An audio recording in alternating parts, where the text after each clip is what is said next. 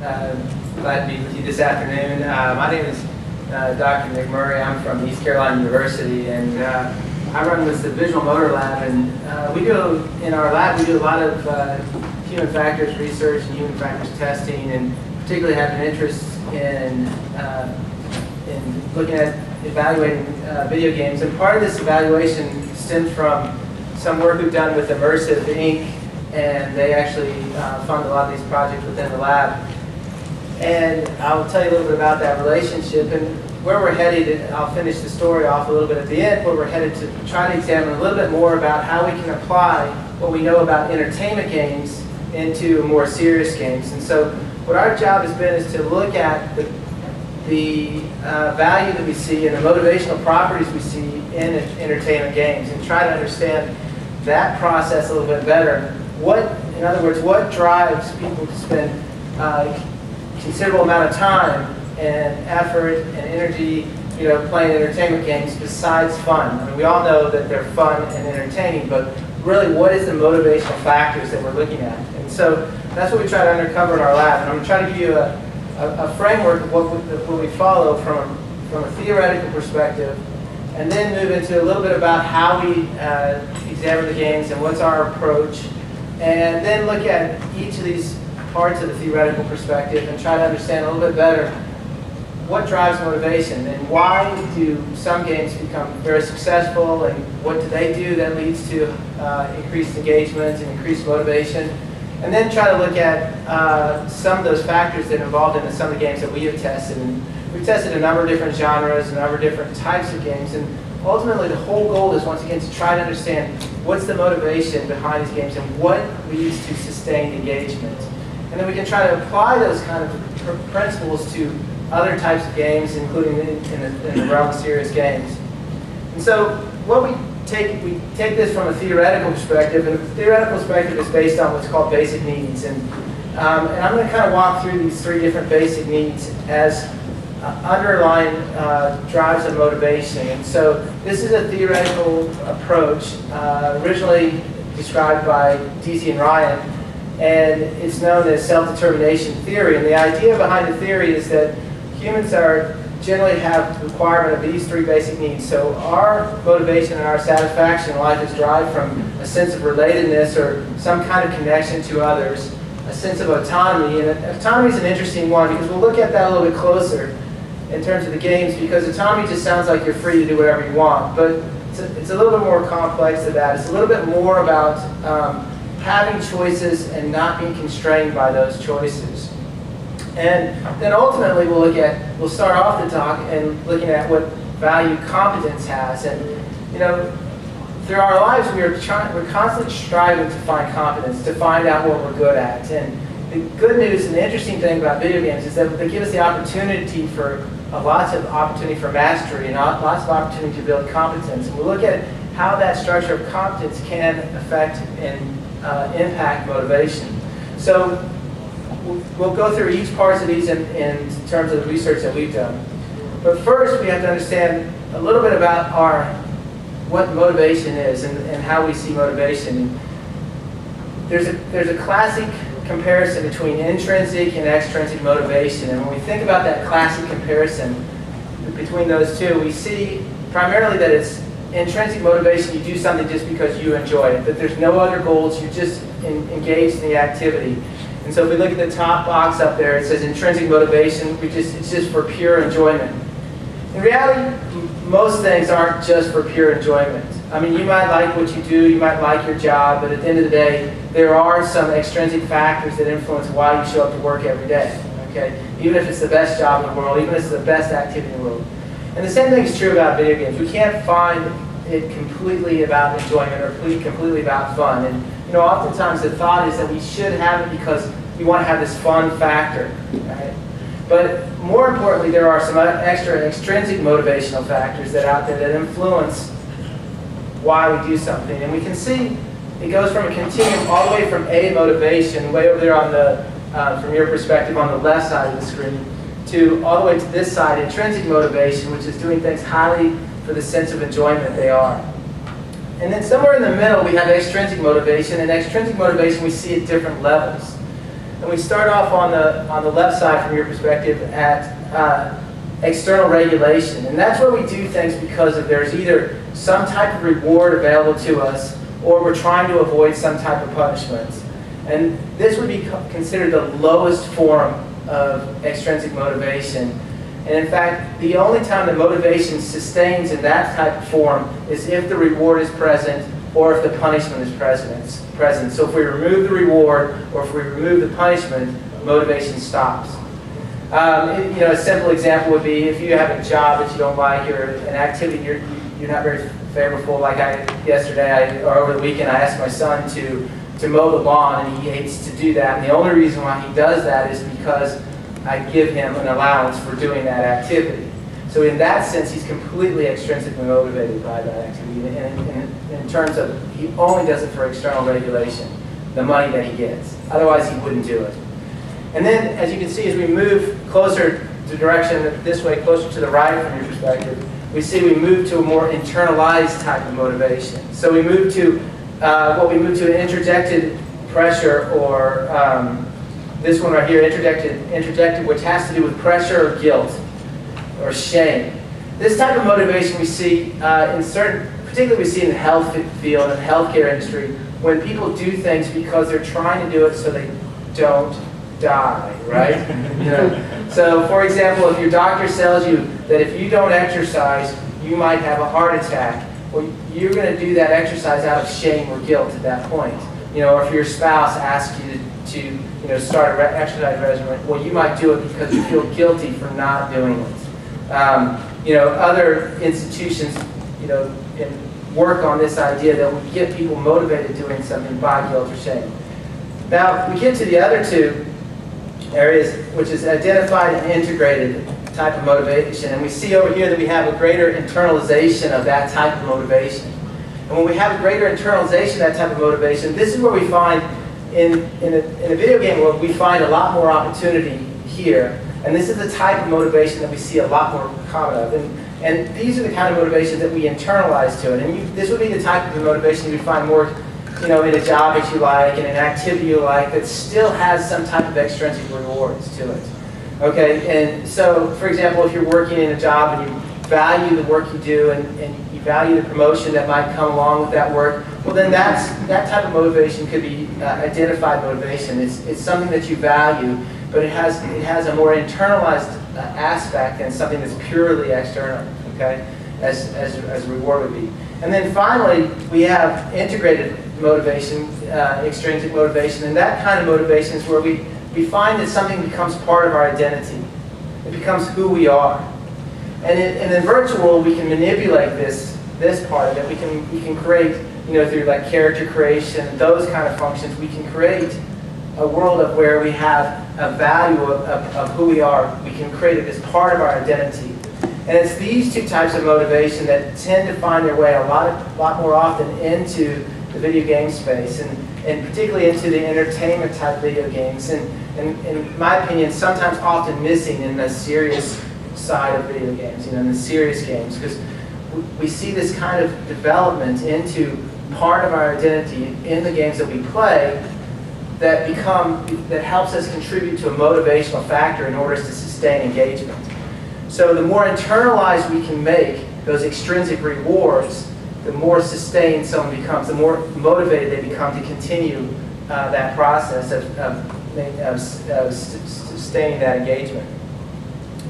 So in addition to this theoretical approach, we also look at what I like to call the arousal balance dimension. We also look at some measures, and I'll talk about these measures in a second, some physiological measures and biometric measures of arousal and valence. And valence represents feelings, it's on this x-axis here, it represents feelings of pleasantness to unpleasant feelings. And arousal travels from high arousal to low arousal. We typically find, and so in all the games that we've tested, and we've tested a number of different genres, RPG, first-person shooters, we've tested MMO type games, and we've tested casual video games as well. And we tend to find the most successful ones end up on this side of the equation. They end up over here either in the high arousal pleasant feelings or in the low arousal pleasant feelings area. And typically what we'll see later is that the casual video games often end up down here in this area. And the reason why that is because they tend to generate a rather relaxation reflex. And so this tend to be relaxing rather than something that creates a situation of high energy or high arousal response, as we'll see that. So we tend to find things that are the less successful games and the less successful interactions that we have tend to fall on these sides of it, where we have high negative arousal and feelings of unpleasant, or the worst probably case you can be in is this low negative, low unpleasant feelings. So low arousal, unpleasant feelings. Typically that's boredom. You're not going to sustain an activity at all if you're in that category.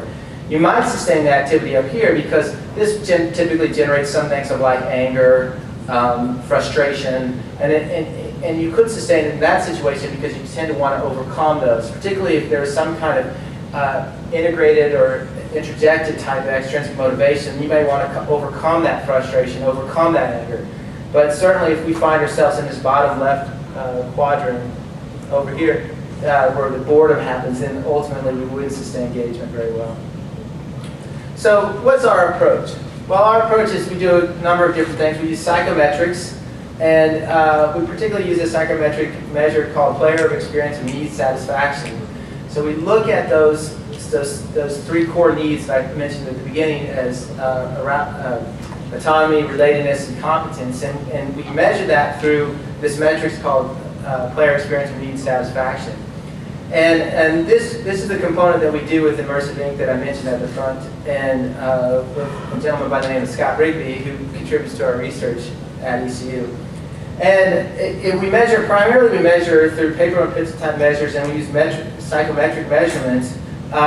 We measure these competence, autonomy, or relatedness. We also measure things like enjoyment, intuitive controls. We also measure the sense of presence that someone might experience during their video game play.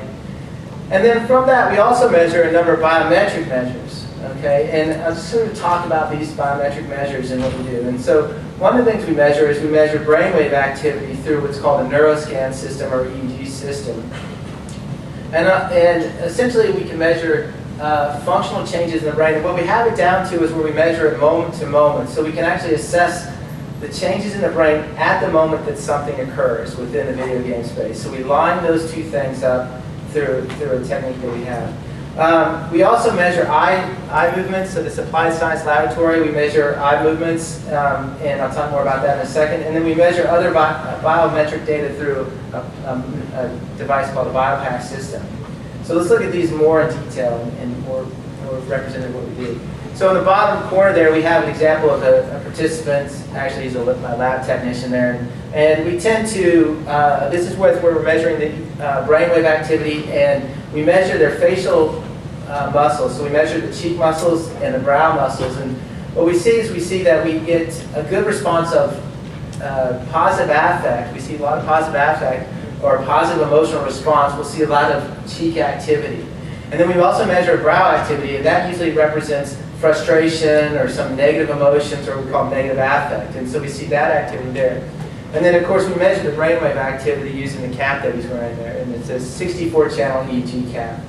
The other measure which you don't see is we measure electrodermal activity, which is an index of arousal. So we can see that change in arousal, and we actually measure that through the feet, so that we need the hands free to play games. And if anybody's familiar with this, the typical way you measure electrodermal activity is through the hands. And actually, we've done some tests, and it's equal through the feet, so we can measure it through the feet. And what we're measuring actually is the sweat changes within the skin. So, and everybody knows when you get nervous, you get sweaty palms, you feel a little uneasy about yourself. Well, what we can measure through electrodermal activity is we can measure minute or microvolt changes in the sweat activity in your hand. Right? And allows us to see these arousal changes. And there's usually some lag time with the arousal changes, and we'll see some examples of that in a second. We usually see some arousal changes or lag time with the arousal changes, but overall we can see how the game paces over time as a function of arousal with this measure. Now, one question I often get, you see this, my friend Dave here, you see he looks, he's kind of got a lot going on there. He's got some wires tied to his head, and his cap on his head, and people say, well, does that bother the gameplay? And, in fact, it doesn't. And some may argue that it may increase this sense of immersion. That's usually what we get reported. Is people put it on, and they feel, they feel kind of as more a part of the game, particularly some types of games. And we've done some tests where we looked at with and without and measured people's perception of the sense of that, having the equipment on, and does that affect the outcome? And then typically we find that it doesn't. That's the good news there. So what do we do with EEG? Primarily we measure EEG asymmetry. And what asymmetry is where we can look at changes between the left frontal lobe and the right frontal lobe. And it gives us some indication of what we call the valence hypothesis and the motivation hypothesis. And so we measure it through a waveform called alpha. Alpha exists in about 70% of the brain, and 70% of the brain activity is alpha activity. And what we can see is we can see these changes in alpha activity relative to the environment we present someone. And we do that, so we see typically if we get a left frontal activity, so it's actually the inverse of alpha. So alpha goes down in the left side and alpha goes up in the right side. That's evidence of a positive affect or enjoyment. It's also evidence of what the second hypothesis of what we call approach motivation. In other words, it's a type of motivation in which we're likely to engage in the activity. So if you have low alpha on the left and high alpha on the right, you typically like that activity, more likely to engage in that activity, more likely to seek that activity out. Some of the studies done in this are done in individuals with addictive properties and we see that type of relationship in those populations as well. And then the opposite is true. So we see some more, if we're having like frustration, negative emotions, negative affect, we see the right frontal activity, which means a decrease in alpha in the right side and an increase in alpha in the left side. And they're all relative to each other, and they're relative to that moment in time. So when someone comes into the lab, we measure their baseline activities. We measure their activity when they walk in, so we know where they are, where they stand, and we use that baseline activity throughout the rest of the test. So everything's relative to where they are. Because that's one of the interesting things about biometric data is it's always relative to that person. And it's difficult to generalize across people, but we can generalize it to themselves, and then we can take from that what we need in terms of whether it's representative of positive emotions or negative emotions, approach motivations, or withdrawal kind of effects. And we see that in the same thing with the right frontal activity. We see some withdrawal effects and some decrease in motivation if we find that. And here's another example of another picture of this, and this is our cap that we have here. It's a 64-channel cap. And really, in reality, we probably don't need 64 channels, but we just have it because we mostly measure what happens in the frontal part of the brain. So we don't concern ourselves too much with what happens in other areas of the brain, particularly like the occipital lobe, where vision is processed and things like that, in that sense. So the other measure we use is we use eye tracking systems, and we have two of them that we use in the lab. And the top one is more of a lab-based system right here. And the way this one functions is it takes advantage of infrared light, and it takes advantage of essentially what red eyes and cameras. And so this is a camera right here, and it bounces the light off of this lens into the eye, which comes back out and back up in this camera. And in this example, they actually have a scene camera attached to it. We don't use it in this manner. We actually have this removed and align together the video signal from the gameplay and the eye tracking. So we layer those two things on top of each other, and at one time we can see where someone's looking and what they're looking at. The other system we have here is, this is a mobile eye right here, so they actually can walk around with this. And so we, if we're using this in any kind of open space or anything like that, we can use this system as well. But we also use it for the video games. But this one we do, in fact, use the scene camera for this one. So this little piece right here is a scene camera. And these are some goggles here, and there's a little lens here. And it works the same way. So it bounces the beam of light off here, which comes back out the eye and back up in the camera. And it's infrared light. Your eye does not absorb infrared light. So from that, we measure a number of different measures from here. And we measure fixation duration. So we look at how long do they look. And so fixations are the places where your eyes come to a stop or rest. And what's interesting about eye movements is that as our eyes are moving from one place to another in what we call a saccade, so they're very fast, rapid movements between fixation points, we actually suppress information. So what we find, and we find in individuals who are when they first play a game, and when they're novice to a game, any game, okay, as long as you're novice to it, we tend to see a lot more looking around. In other words, we tend to see a lot more fixations. As someone becomes more skilled, we tend to see a lot less fixations. And what's interesting about this is that it's counterintuitive, because it seems like the more places you look, the more you should see. The opposite is true. The more places you look, the less you see. And the reason why is because we only gather information when our eyes come to a rest or a pause. In other words, a fixation. So when we look at the measures we look at in this sense, we look at fixation duration, how long they look, fixation location, where they're looking. Then we do a combination of those two things called search rate. And search rate is the number of places they look in a given amount of time. So, and again, as we become more skilled with an interaction, we look less places. So in other words, our search rate will decrease as skill increases. So it's in a sense, it's a direct measure of competence in the game space.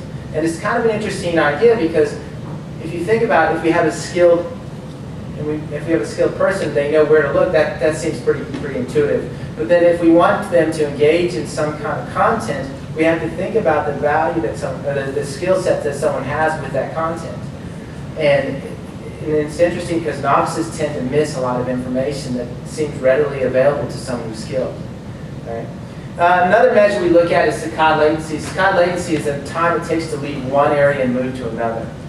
And we tend to see that less skilled have longer saccade latency, so they get fixated on one object, and when they should be moving over to another object or another event in a scene, and we see longer delays between those two. Okay.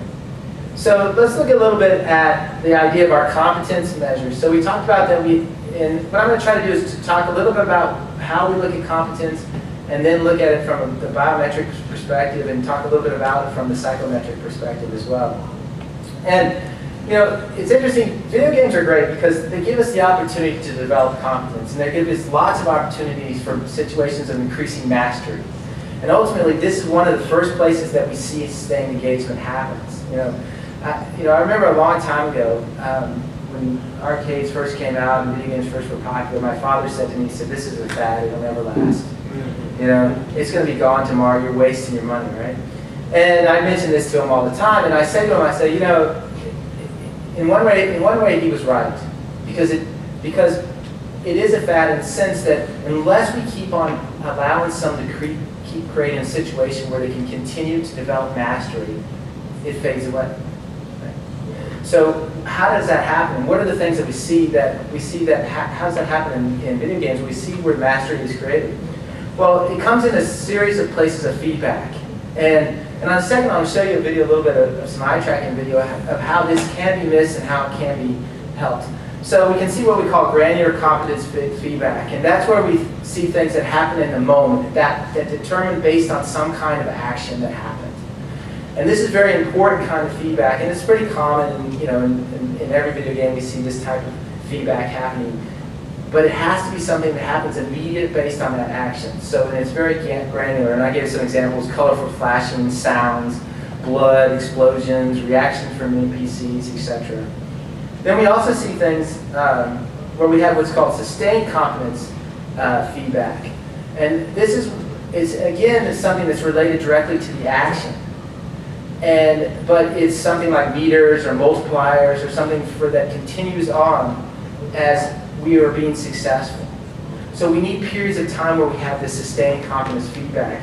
And we need to have that opportunity where we can get on a roll, if you will. We have these opportunities to get on a roll. The last kind of feedback we see is what we call cumulative competence feedback. And probably this is one of the most important types of feedback, because the granular feedback is present, and it gives us a lot of instant sort of gratification, but this is the part of the game that we need to have that is, in a sense, delayed gratification. And this includes things like building up to a new skill, increasing strength and reputation, total score potentially, moving up in tournament play or something like that. These are the kind of things that have to be present in order to sustain that. And it has to be clear how these are achieved. And what we find is that the games that are less successful, when we've tested, and I'm not going to sort of call out a game, but I don't do that. But the games that are less successful, and what we do is we looked at the games that are really highly successful and the games that are less successful in a particular genre. And the ones that are less successful tend to find it harder. Not that it's not there, but it's harder to find where the cumulative competence feedback is and how what I do now is related to my outcome of that competence. Okay? In other words, outcome to increasing my strength or increasing my reputation. And when those two things are broken and it's not clear, then the outcome is that engagement decreases, motivation decreases, and that's what we tend to find. So it's a big scheme. Why am I doing this? Why is this happening? So, and sometimes it's not clear. So let's look at some examples of this. And I suspect many of you are familiar with this. This is an example that we have. We have some eye tracking with it, and we see lots of examples of these types of feedback going on in the scene. We see some granular competence feedback. We see some cumulative competence feedback. But what you want to see is where the eye tracking is going. Now, each of those little dots there, the red dots represent fixations. So those are the periods that eye stops. Unfortunately, when you have video, it looks like it's all smooth and continuous, but in fact, your eyes don't move smooth and continuously. They go from spot to spot. So we're using software, we layer where those fixations are and where they're looking. You can see in this example, they're spending most of the time where you would expect they would spend most of their time looking at where the action is happening. And every once in a while, you see some eye movements up and jumping up to where we might see some feedback, areas of feedback. But in a lot of it is missed. So how valuable is it depends on whether we can use that type of feedback and if that feedback is available in a way that we can use it at that time. This example is pretty good, actually. There's some of them that have that we could show that have different types of feedback that it's completely missing. There's a completely misunderstanding why something happens. And so the outcome is that we see. This is an example of what we get from our biometric data, and we see that we have someone that's defeated their last. So this top area is arousal here, and we see where we defeated the last combatant, and so in other words, they win the bout. And we see this little slight decrease, and then we see this large increase when we receive some of that granular feedback, KO, something like that, or that. And then down here we see some cheek activity. And we see a large increase in cheek activity. So at one time we can measure, and this is how we can measure the impact of that feedback on this particular individual. Now this is one case, and what we do is we layer all the cases together and we look at a combination of cases over time. But this is just from some exemplary data here. And so we see this sense of satisfaction, the result of this type of satisfaction. We can find that when this is not present or not done well, we don't see this type of relationship. We don't see this kind of ultimately understanding of what's going on in the game space that leads us to want to sustain motivation. So it's this kind of pattern that we see in the highly effective games. To get a contrast to this, this particular game, and I will tell you the name of this one. This one's Marvel Ultimate Alliance. And in this particular game, they collect coins. Okay? And they lead to power grab-ups and things. And what we found was that they didn't really have a sense of what the coins meant. Okay? And we took novice players. These were novice players. In other words, they played video games. We always pick individuals who, not completely novice to video games, but novice to a particular video game. So these are people who never played it before, this particular game. Played many other types of games, many other similar types of games, but not this game particularly. And you can see whenever they would grab a coin, it didn't respond to them, so it didn't provide that kind of feedback that they wanted to. You can see the opposite happens when they learn a new power. So we look over here, and this bar here, we see a large increase in arousal, a large increase in positive affect. So in this sense, we see that there's a large response, that there's a clear meaning of what that feedback is giving them. There's a clear meaning of what that competence is giving them over time and across the game. The other thing we see is that we want to look at how does arousal change over time? And in other words, how can we look at pacing and challenge as well?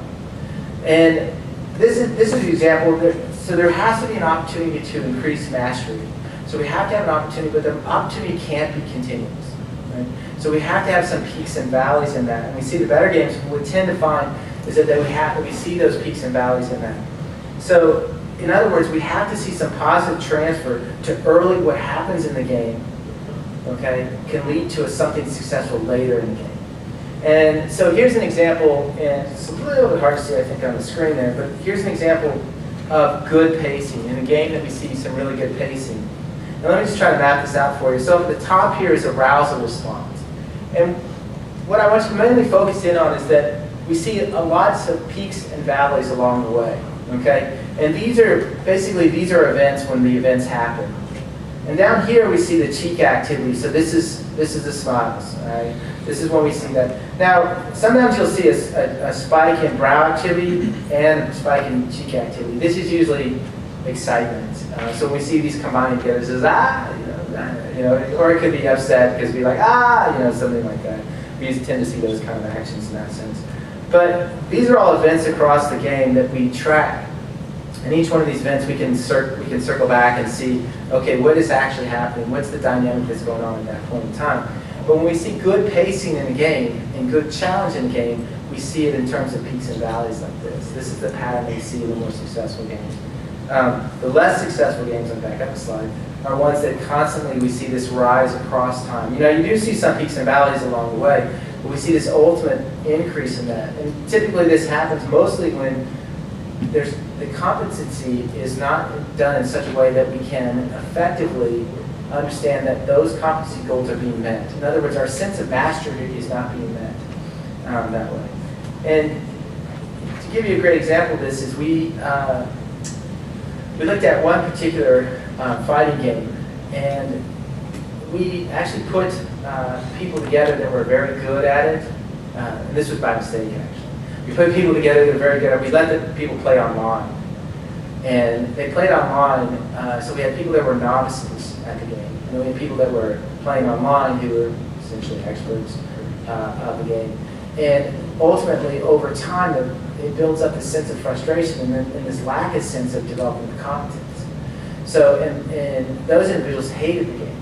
And they hated the game simply because there wasn't this opportunity for them to have mastery. They just felt overwhelmed by it. They just felt overwhelmed by that activity that was happening to them. So, to give you an idea of how this all plays out, I did give some titles that we tested, and I just want to show you where these land and in terms of our arousal valence graph here. And we see, now we're painting with a very broad brush here, so when you look at these examples, we're looking at it in terms of over the whole period of time that we test these individuals. And by the way we test them is we'll bring them in several times during a week, so they might come in for 3 to 4 hours at a time. We'll test them over that period of time, and then we might bring them in 2 or 3 times.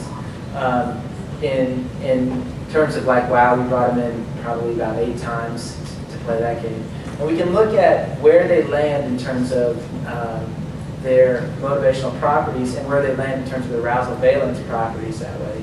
And it was sort of interesting, we see down in this, once again, in this right quadrant, we see down here, we see Bejeweled and Peggle, 2 casual video games. And then we also see WoW over here in this end. And it may seem like a negative towards WoW, but I don't really view it as that. I see it as more in terms of that there's a lot of opportunity to do things other than things that are like high energy, high arousal response in that game. More kind of thinking tasks potentially, or kind of decision-making tasks. We see that in those other games like Fallout, for example. We see that as well. But in probably the range that we tested Fallout, there was a lot more action involved in those areas in that time period. Call of Duty, the same thing. Street Fighter, mostly in action the whole time. Probably likely, a little surprising Street Fighter's not higher because it tends to be just action mostly, at least the areas we tested. So in addition to competence, then we have to look at our autonomy measure. Autonomy is interesting because we can think about first, when we think of autonomy, we might think of just opportunities and choice. And we can see opportunities and choice in terms of several different basic ideas. It's identity, activity, and strategy. And so it's important for game designers to focus in on providing a sense of identity because and this can be done in terms of creating character creation. It can be done in terms of any way we can create a sense of identity of who we are in terms of the game space. And we see the high-end games, the games that are very successful, are very good either through the storyline or through some other mechanism like character creation or the like, in order of creating a sense of identity and creating a sense of who the person is. And that gives us one level of autonomy. You see this in your typical daily life. Who we are and how we reflect ourselves is our choice, right? It's in our sense of autonomy. It's rather simple. And then we can see it in terms of the activity. So we can make the decision of whether we want to, if the activity can be chosen because we can do it a variety of different ways, increases autonomy. So if there's a door that we have to get into, we can either blow up the door or we can pick the lock. That gives us a sense of autonomy. That's sort of a simple example.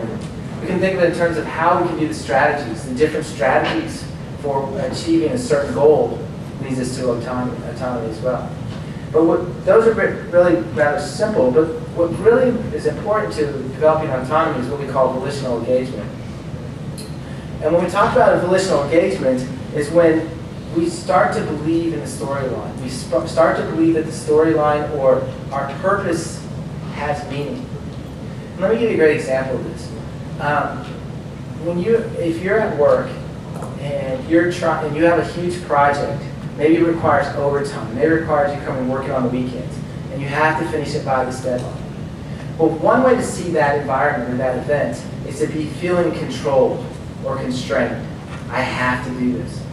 But if we see it as an opportunity to help the company be successful, if we see it as an opportunity for me to grow or to develop as an employee, if we see it as an opportunity to become part of our identity or to become integrated in who we are, we value it, right?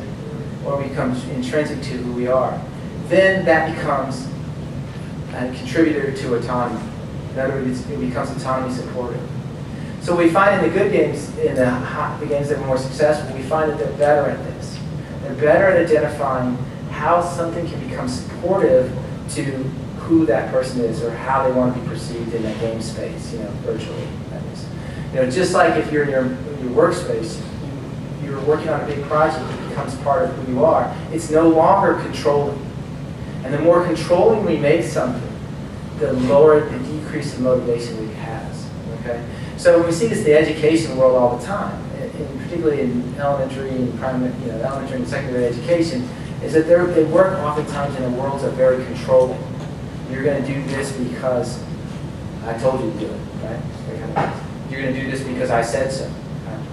But that actually decreases motivation, and it actually has a negative effect to autonomy because it constrains the environment and constrains what someone does. So in order to improve autonomy, in terms of volitional engagement, it's an act of trying to get someone to buy into what they're doing. And ultimately, that's what we find in good games. So we see this in a couple ways. So we talked about Fallout a little bit. We tested Fallout. And in Fallout's sort of an interesting game because the very first part of the game is very linear. Okay, you have one sort of path to go, and you start off in a underground compound, underground world, and you have to work your way out to this open space, right? And in that period of time, it actually does a fairly good job at developing an identity. So what you do in that space is you try to develop your identity, and you go through a series of tests, if you will, a series of opportunities, and then you work your way out to the open space. And so what we find is that when we see competence develops and autonomy develops over time. So this is the graph of competence and autonomy done through our psychometrics. And what we find is that we find an increase in autonomy right after they go out into the open world. Right? Makes sense, right? It's because there's a lot more choice, a lot more opportunity. But what you should also notice is that the way the game functions, even though they're in this constrained environment to start off with, actually autonomy is increasing over time, even before we get to this large increase when we enter the open world. Right? So likewise, we also see a corresponding increase in competence because there's enough opportunity there to have some mastery goals, to have some outcome goals achieved along the way. So we see this relationship between the two over time. It's really quite fascinating. And just to back up a second on this slide here, we look at, this is this arousal response over time, and we see lots of peaks and valleys, and of course, this is the area where we get out to that open world time, that open world area, we see a lot more engagement and a lot of change in arousal. Now this one is increasing over time. We see it somewhat leveling off as it gets towards the end here. So, and then lastly, the last function we have is this idea of relatedness. And we see relatedness, of course, is growing in massive ways, especially with social gaming and the types of interactions we have in social gaming. And we know that relatedness can happen through a variety of means in a variety of ways. And again, once again, it comes back to is establishing a good storyline, establishing a good connection between ourselves, connection between NPCs, connection between things in the game. And it can be done in a variety of ways. So when we talk about relatedness, what we feel like is we feel like that there's something that we are doing, that our action matters, that the game cares about us, or the people in the game care about us. All right? And I've got kind of an interesting example about this. So we tested Left 4 Dead, and Left 4Dead is if you don't know, it's a zombie game. It's a rather violent game. Whoops, let's go back here. And let's see this. So this is the player is down, and what happens with Left 4 Dead is that the NPCs can revive you. So he's getting ready to die unless someone comes along and revives him, and so it has sort of an opportunity. So he's being attacked by a witch here, and now he's being revived. Now this is being revived by someone else. And what I found fascinating about this game is that we played with group play, and we played it with single play, cooperative play that was. And it was interesting, the NPCs were much better at caring for the other players than the actual people were, because they're worried about their own selves and their own things. So the NPC would quit doing what they're doing and go over and save you, and the people who played were less likely. It was kind of fascinating. But ultimately the idea is that if you have this sense that you're being cared about and your actions reflect something that happens to somebody else, it increases the relatedness factor. Right?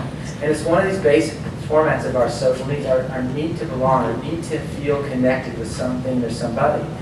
And we can do that in a variety of ways. Now, it happens a lot of times through cooperation. Understanding it through cooperation is pretty clear. We can think about WoW for a second, and think about how cooperation happens and how they can sustain engagement. There's people that play WoW and they've mastered it, right?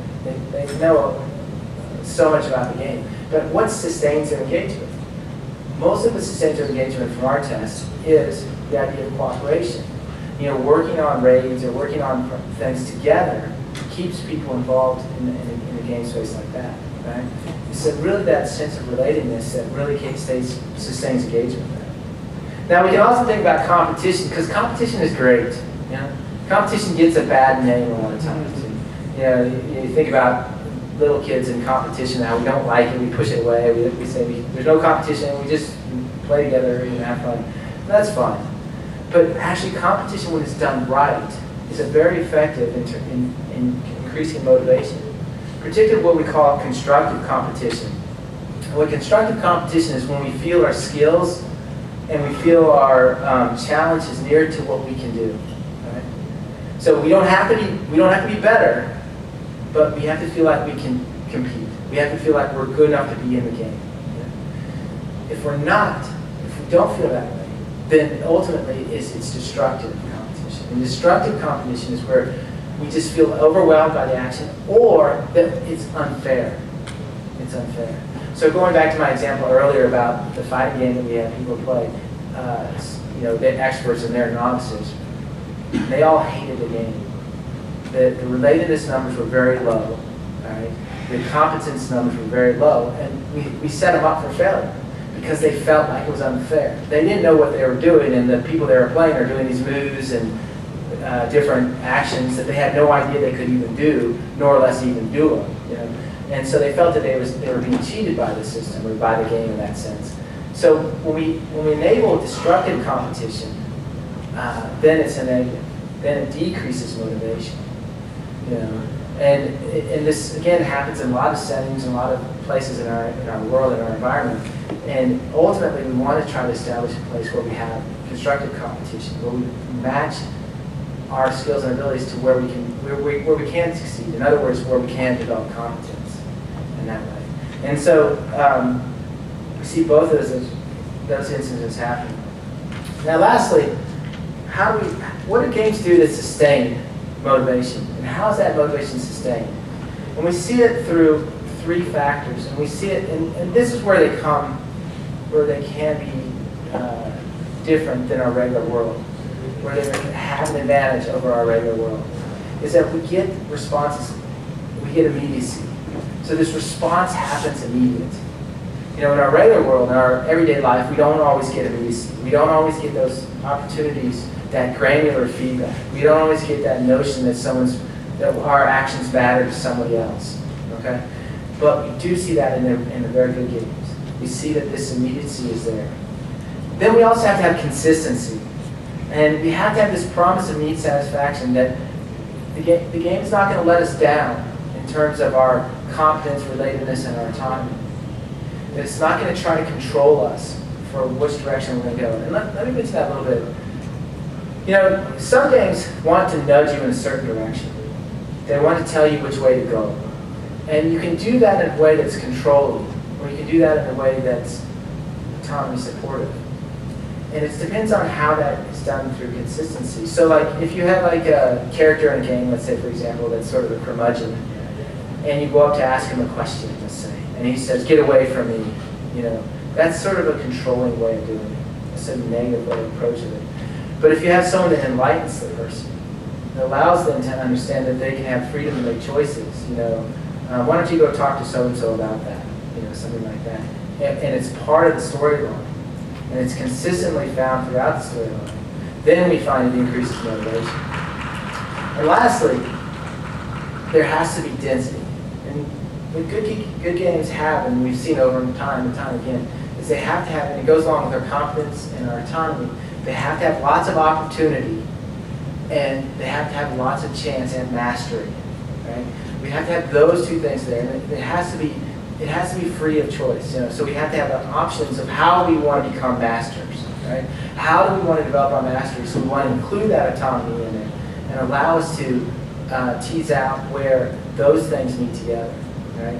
And so, we see this in the more modern MMO games. We see a lot more quests. The number of quests are there. The quest density is much higher, that type of thing. And that's sort of giving a lot of opportunity. And those opportunities are frequent, and they're available for us, and they're by our own volition. So, a couple things. What's next?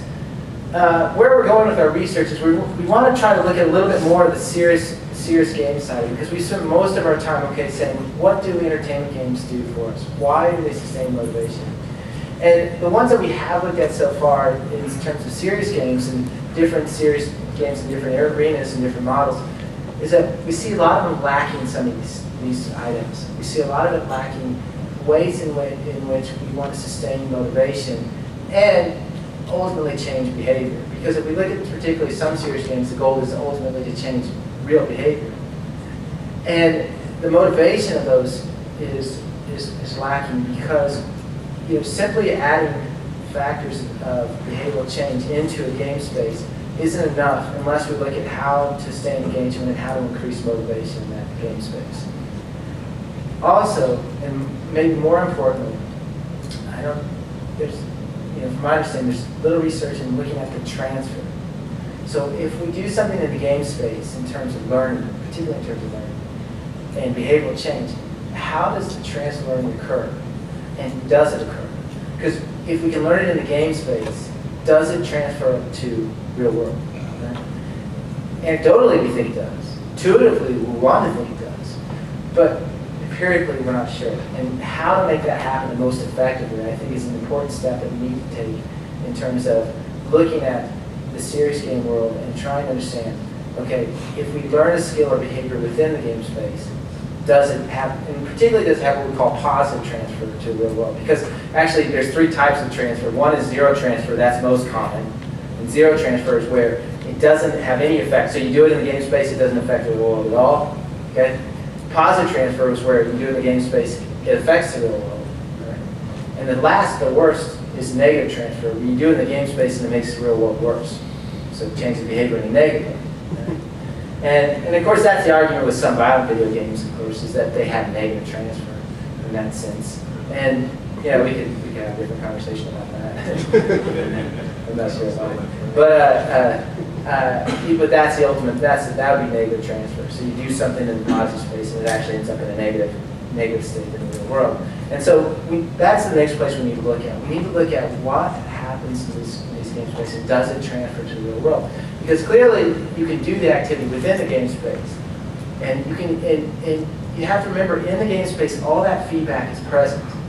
In the real world it isn't. Okay? And we see particularly in, if we look at children with special needs, for example, we see that they will become dependent on that feedback. And we can have what's called dependency-producing properties of the feedback. So if the feedback is present, they can do the activity within the game space. But when the feedback is removed, they can't. So we have to be careful about, but even though as important as I talked about the importance of those types of competence feedback and those kinds of competence feedback, we have to be careful about its presence and its frequency of feedback in the serious game space. So those are just some of the things that we're working on in the future. That's where we're headed towards next in terms of our research. I think we have a pretty good grasp of what goes on in entertainment games and what leads us to good motivational things. Although there's still many questions to be answered, there's still many things for us to examine and look at. But we have a pretty good start, I should say. And lastly, I just want to say special thanks to Scott Rigby at University of Ink and Rich Ryan at University of Rochester, because they're both two individuals that are fairly integrated into our research at ECU. And I'll take any questions at this point.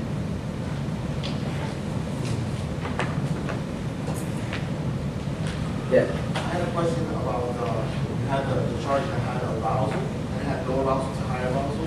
Right. And then it had pleasant feelings to negative, negative feelings to pleasant feelings. How did you come up with that with that chart essentially? This one right here? Yeah. So the question was, how do we come up with this chart here? And this actually comes back from a long line of research within the world, in the psychology world, and it's from Peter Lang was one of the first individuals at the University of Florida who came up with this. And in his research, what he looked at is he looked at images and looked at people's responses to images. And essentially, people have visceral responses to images. So if you show someone an image of a gun in your face, it's going to elicit a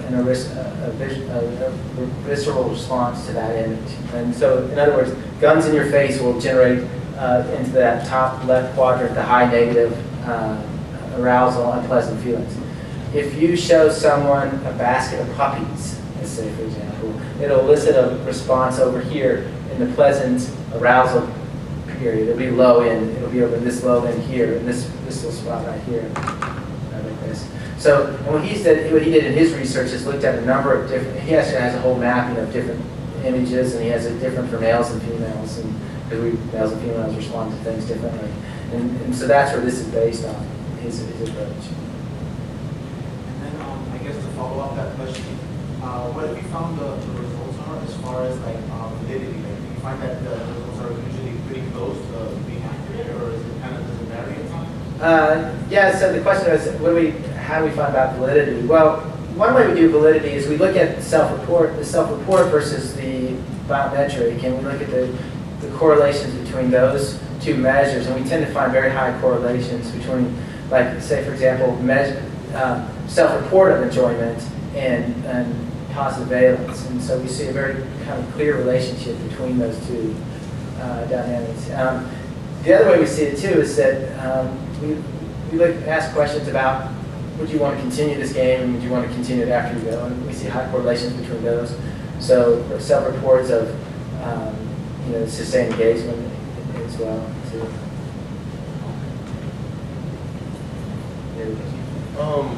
On the right side of this chart, on the high arousal part, would anger be part of that chart on the high arousal excitement part?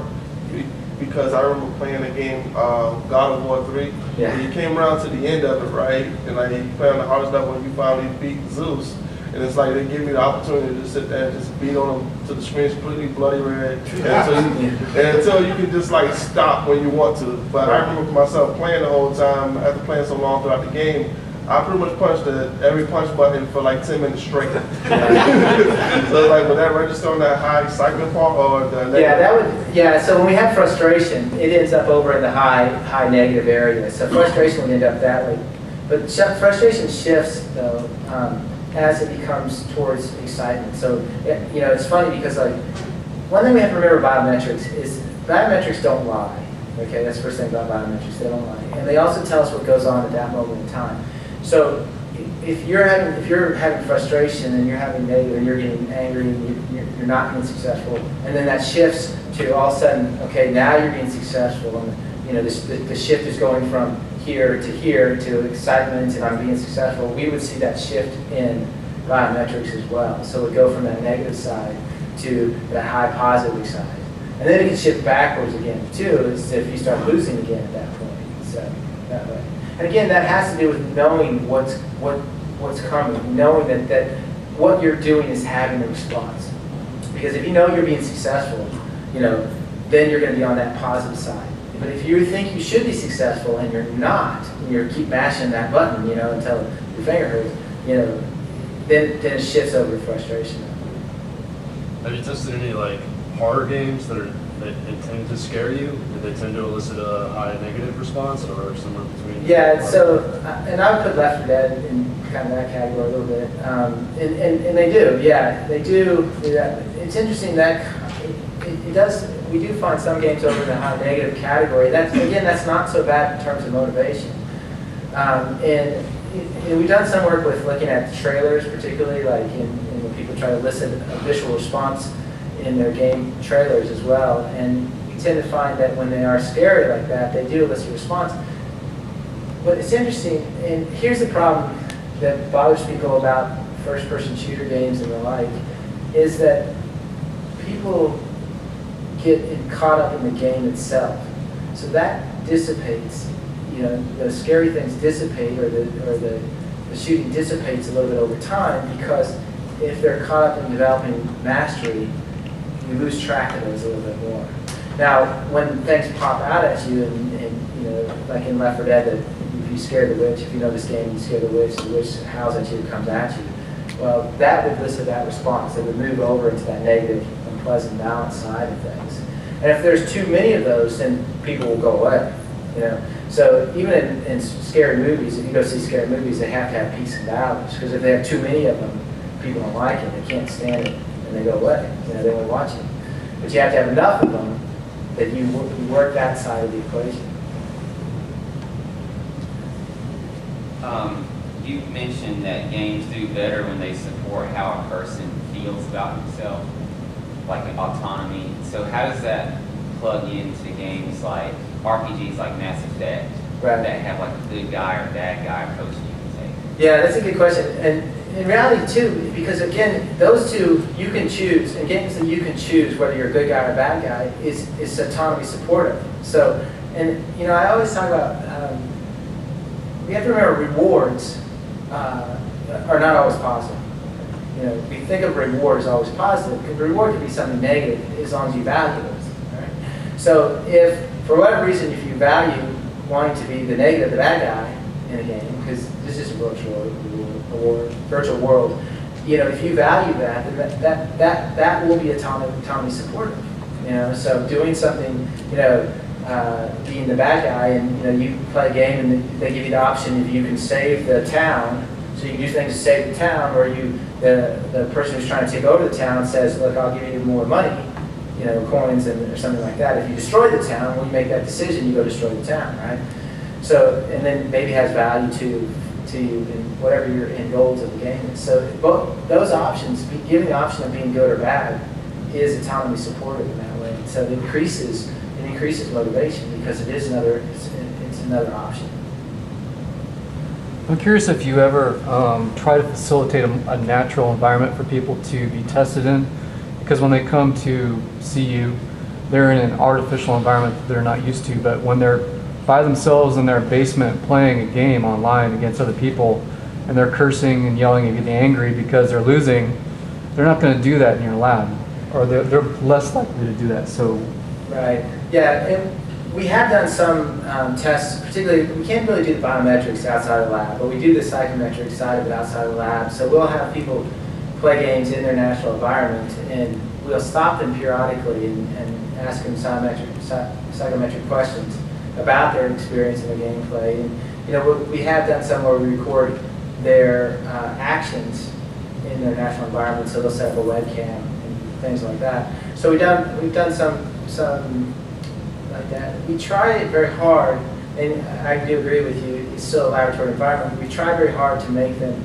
feel at ease that they can do whatever they want, however they want. We ask them to play the game as natural as possible, and that is sometimes limiting. But it's interesting, you'd be surprised at how often people react to what I would consider in a relatively normal way when they get into the lab. Particularly, you have to remember, some of them will test them upwards of 12 to 15 hours, you know, tops.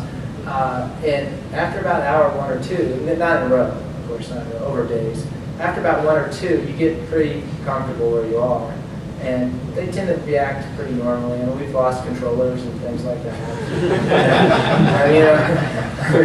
The keyboards. We haven't lost the screen yet, not on wood. I'm waiting for that day, but yeah, so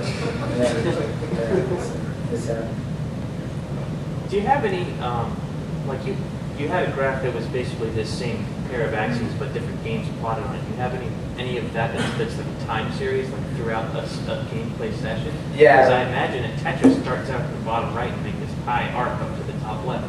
And some places, right. bigger on level 5, you love Tetris. Yeah, we actually do map them over time. We map all the games over time. It's a little difficult to see on the screen, so I just try to lay over the averages across time. And we do map them over time, and it's interesting. We do see them bounce around this map here, and we'll see that change over time. And we find that the really good games aren't constrained to one area. You know, so the games that people like the most aren't constrained to one area. So we do see that transition over time, like you're talking about. The games that, even a game that's high end, high energy, positive affect, pleasant, probably is a little less like than one that bounces you around to either the negative, keeps you in that high arousal state but moves you around a little bit. We do find games that stick you in the bottom, the low negative corner that, those just don't work. I mean, those are games that are just, if we find someone in that, we've tested children in their games, and the children are really honest. They're kind of fun to test because they'll just stop playing. This is totally boring. Like, no, you got to keep playing. You got 2 more hours to go. No, I'm not going to do it. What can I do about that? But they'll be completely honest with you. And some of the children's games, and this particularly may apply to the serious game side of things, is that they end up where they're very low arousal, very unpleasant for the kids. And so anyway, we test them, we look at it and go, gosh, they didn't like anything about this game, and we read the comments, they didn't like anything about the game. It shows that, and they're just bored with it completely. Yeah. I actually had a question that was more related to the motivation aspect of your presentation. I know you were saying that this the arousal of cadence has something to do with motivation, Right. but a game that puzzles me, and I'm not sure if you've tested it, is the Dark Souls and Demon Souls series. Yeah. Now that game, I've been so frustrated that I wanted to throw my PlayStation out of the window, but I kept on playing, and I Right. couldn't stop until I beat like a boss, for Yeah. example. Like, Yeah. what types of games are- I haven't tested that game, so I can't talk to it directly, but I would surmise that it's still, even though it's frustrating, it probably still has enough competency development, it has enough feedback that it's keeping you, it's towing you along enough. And you have to remember too that if you're up in that negative, high negative area where frustration lands, frustration can be a motivating factor because as long as you feel like you're moving that confidence needle, even ever so slightly, and it can be slightly, but that confidence needle has to be that way. And it's also contributed by as long as there's enough choice or you have enough autonomy that you feel like that you still have choice to walk away. You still have choice that way. So that drive within the game can still really drive what you're doing. So, not knowing that game directly, I would suspect that there are enough of those things along the way. While it is frustrating, that there's enough along the way that keeps you going.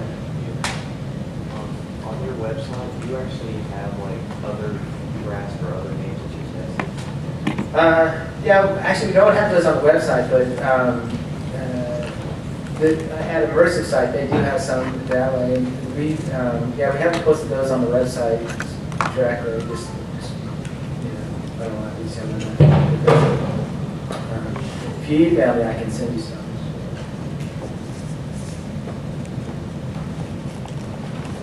Yeah. Well, thank you for your time. I appreciate it.